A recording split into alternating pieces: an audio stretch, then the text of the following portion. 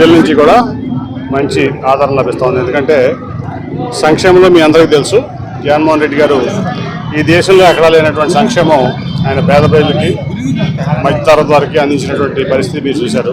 అట్లాగే ఇక్కడ గత 2 సార్లు నుంచి ఎమ్మెల్యేగా గద్దె రామ్మోహన్ గారు ఆయన ఒక్క చిన్న పని కూడా 2014 నుంచి 19 వరకు చంద్రబాబు నాయుడు గారు అధికారంలో ఉన్నారు, ఆయన ఎమ్మెల్యేగా ఉన్నారు. అట్లాగే 19లో మళ్ళీ ప్రజలు ఆయనకి మళ్ళీ ఎమ్మెల్యేగా గెలిపించారు. అయినప్పటికీ 10 ఏళ్ళు పుట్టి ఒక్క చిన్న పని కూడా చేయలేని అసమర్థుడిగా ఆయన ఒక ముద్ర పడిపోయింది ఆయన. అట్లాగే ఈరోజు మీరు చూస్తే దేవినేని అవినాష్ గారు మరి ఎమ్మెల్యే కాకుండానే ఈరోజు ఈ విజయవాడ ఈస్ట్ నియోజకవర్గంలో ప్రతి డివిజన్లో 21 డివిజన్లు ఉంటే 21 డివిజన్లో కూడా అభివృద్ధిలో తనదైనటువంటి ముద్ర వేస్తున్నటువంటి పరిస్థితి, ప్రజలందరూ కూడా దాన్ని హర్షిస్తున్నారు.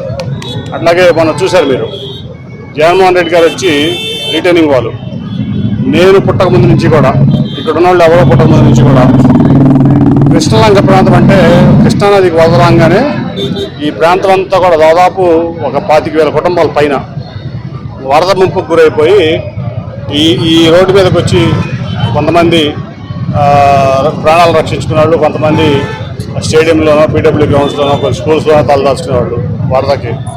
ఆ తర్వాత వరద తగ్గినాక వెళ్ళి చూసుకుంటే ఇళ్ళు ఉండే కాదు, ఆ నష్టాన్ని ఎవరో పూడ్చే నష్టం ఎప్పుడు కూడా జరిగేది.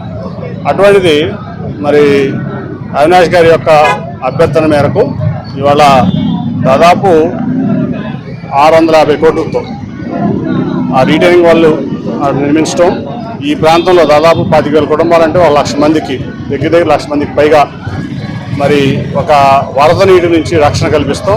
మరి జగన్మోహన్ రెడ్డి గారు అట్లాగే ఆ కార్యక్రమాన్ని తీసుకున్నటువంటి అవినాష్ గారు మొత్తం ఈ ప్రాంతం అంతా కూడా ఇవాళ చాలా హ్యాపీగా, ఎంత వరద వచ్చినా కూడా మేము సేఫ్గా ఉంటాము, మాకు వరదతో ప్రమాదం ఉండదు, వరద ముంపు రాదు అని చెప్పి గుండెల మీద చేస్తున్న పరిస్థితి కల్పించింది అవినాష్ గారు. అది చేపించి పెట్టింది మరి ముఖ్యమంత్రి జగన్మోహన్ రెడ్డి గారు. అట్లాగే అదే కాకుండా ఇవాళ ఇక్కడ ఈ డివిజన్లో 15 డివిజన్లో దాదాపు 20 కోట్లతో ఏదైనా కానీ డెవలప్మెంట్. ఇప్పుడు వెళ్తుంటే ఇంటికి ఇళ్ళకి కింద వెళ్ళడానికి కూడా నీళ్ళు లేవు.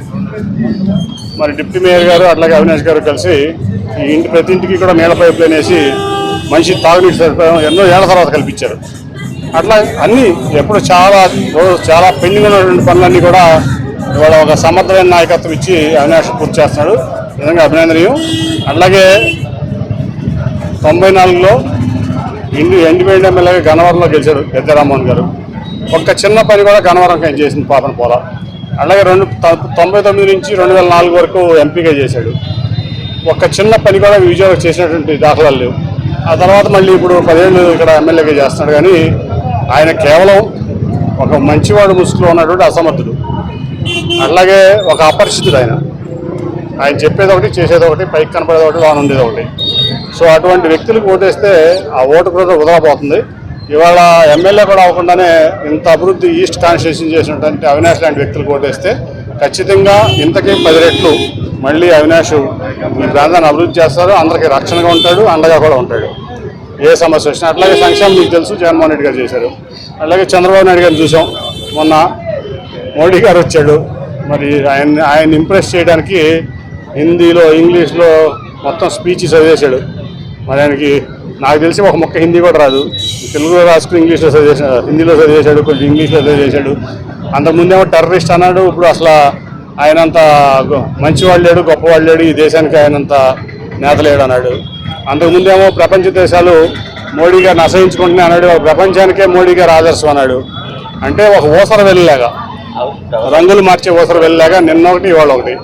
ఆ రోజు తన పర్సనల్ ఎజెండాతో అక్కడ ప్రధానమంత్రి అయిపోతాం, ఎట్లా కొట్లా తలగా పులగం గవర్నమెంట్లో ఏదైనా వస్తే ఇక కొడుకును ముఖ్యమంత్రి చేసుకోవచ్చని అనుకుని ఆ పథకం పెంచుకోవడంతో అధికారం కోల్పోయి కుప్పకూలిపోయాడు.